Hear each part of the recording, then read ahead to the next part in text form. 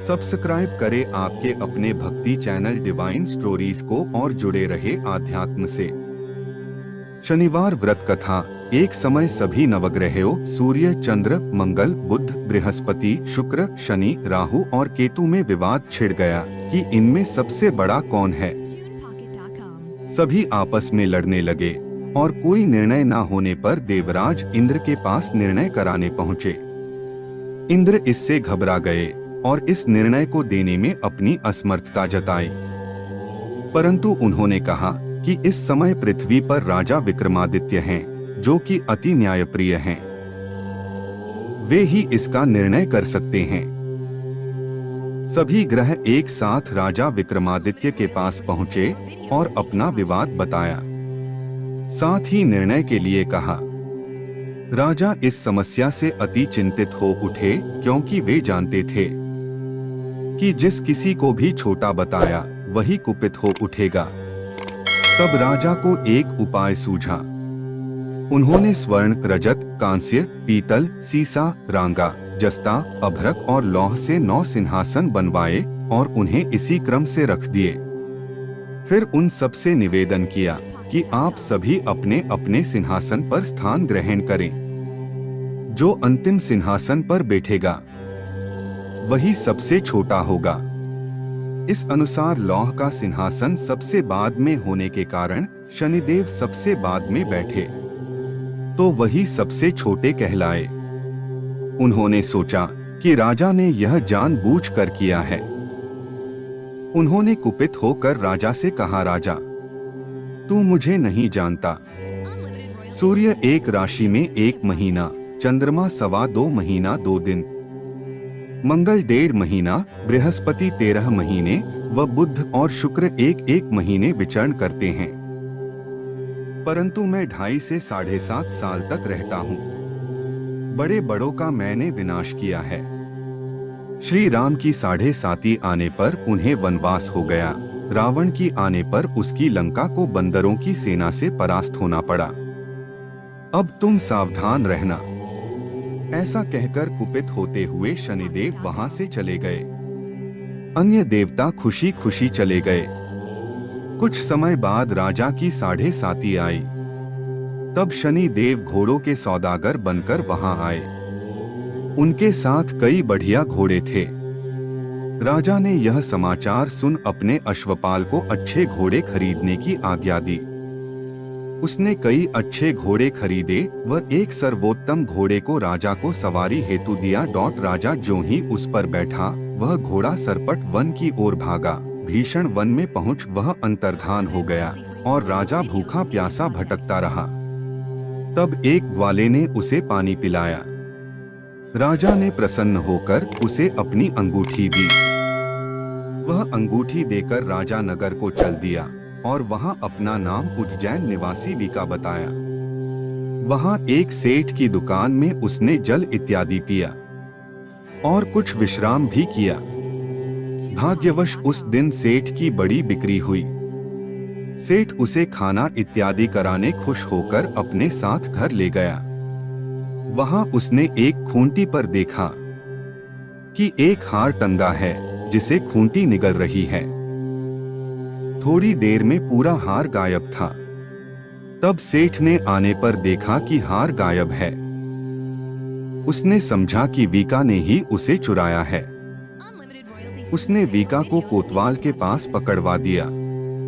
फिर राजा ने भी उसे चोर समझकर हाथ पैर कटवा दिए। वह चौरंगिया बन गया और नगर के बाहर फिंकवा दिया गया। वहां से एक तेली निकल रहा था, जिसे दया आई और उसने वीका को अपनी गाड़ी में बिठा लिया। वह अपनी जीभ से बैलों को हाँकने लगा। उस काल राजा की शनि दशा समाप्त हो गई। वर्षा काल आने पर वह मल्हार गाने लगा। तब वह जिस नगर में था, वहां की राजकुमारी मनभावनी को वह इतना भाया कि उसने मन ही मन प्रण कर लिया कि वह उस राग गाने वाले से ही विवाह करेगी। उसने दासी को ढूंढने भेजा। दासी ने बताया कि वह एक चौरंगिया है, परंतु राजकुमारी ना मानी। अगले ही दिन से उठते ही वह अनशन पर बैठ गई कि विवाह करेगी, तो उसी से उसे बहुतेरा समझाने पर भी जब वह ना मानी तो राजा ने उस तेली को बुला भेजा और विवाह की तैयारी करने को कहा। फिर उसका विवाह राजकुमारी से हो गया। तब एक दिन सोते हुए स्वप्न में शनिदेव ने राजा से कहा, राजन, देखा तुमने मुझे छोटा बताकर कितना दुख झेला है। तब राजा ने उनसे क्षमा मांगी और प्रार्थना की कि हे शनिदेव, जैसा दुख मुझे दिया है किसी और को ना दें। शनिदेव मान गए और कहा, जो मेरी कथा और व्रत कहेगा उसे मेरी दशा में कोई दुख ना होगा। जो नित्य मेरा ध्यान करेगा और चींटियों को आटा डालेगा उसके सारे मनोरथ पूर्ण होंगे। साथ ही राजा को हाथ पैर भी वापस दिए। प्रातः आंख खुलने पर राजकुमारी ने देखा तो वह आश्चर्यचकित रह गई। वीका ने उसे बताया कि वह उज्जैन का राजा विक्रमादित्य है। सभी अत्यंत प्रसन्न हुए। सेठ ने जब सुना तो वह पैरों पर गिरकर क्षमा मांगने लगा। राजा ने कहा कि वह तो शनिदेव का कोप था, इसमें किसी का कोई दोष नहीं। सेठ ने फिर भी निवेदन किया कि मुझे शांति तब ही मिलेगी जब आप मेरे घर चलकर भोजन करेंगे। सेठ ने अपने घर नाना प्रकार के व्यंजनों से राजा का सत्कार किया। साथ ही सबने देखा कि जो खूंटी हार निगल गई थी वही अब उसे उगल रही थी। सेठ ने अनेक मोहरे देकर राजा का धन्यवाद किया और अपनी कन्या श्रीकंबरी से पाणिग्रहण का निवेदन किया। राजा ने सहर्ष स्वीकार कर लिया। कुछ समय पश्चात राजा अपनी दोनों रानियों मनभावनी और श्रीकंबरी को सभी उपहार सहित लेकर उज्जैन नगरी को चले। वहां पुरवासियों ने सीमा पर ही उनका स्वागत किया। सारे नगर में दीपमाला हुई व सबने खुशी मनाई। राजा ने घोषणा की कि मैंने शनि देव को सबसे छोटा बताया था, जबकि असल में वही सर्वोपरि हैं। तब से सारे राज्य में शनिदेव की पूजा और कथा नियमित होने लगी। सारी प्रजा ने बहुत समय खुशी और आनंद के साथ बिताया। जो कोई शनि देव की इस कथा को सुनता या पढ़ता है उसके सारे दुख दूर हो जाते हैं। व्रत के दिन इस कथा को अवश्य पढ़ना चाहिए। और एक समय की बात है, भगवान सूर्य के पुत्र शनि बचपन में बहुत सुंदर थे। और तेजस्वी भी। इनकी सुंदरता को देखते हुए गंधर्व ने अपनी पुत्री कंकाली के साथ शनि देव का विवाह करा दिया। लेकिन अत्यंत सुंदर होने के कारण इंद्र की सभा के अप्सरा अक्सर इन्हें देखने जाया करती थी। इन अप्सरा को देखकर कई बार शनि देव उन पर मोहित हो गया। यह बात गंधर्व पुत्री कंकाली को अच्छी नहीं लगती थी। तब गंधर्व पुत्री कंकाली ने अपने पति शनिदेव को यह श्राप दे दिया कि आज के पश्चात आप सुंदरता को खोकर बदसूरत हो जाएं और आपकी दृष्टि हमेशा नीचे की तरफ रहे। अगर आप सीधी दृष्टि से किसी की तरफ देखते हैं तो उस पर 7.5 का प्रभाव पड़ जाएगा।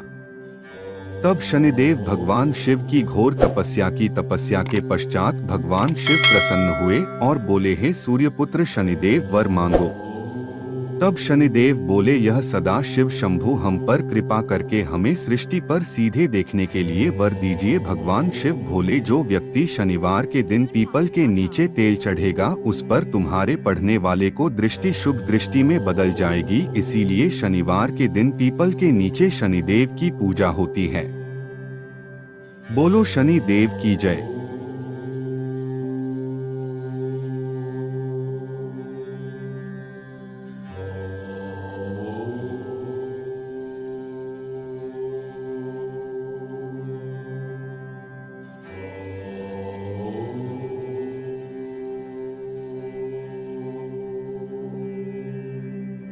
Unlimited royalty-free music for videos and media projects.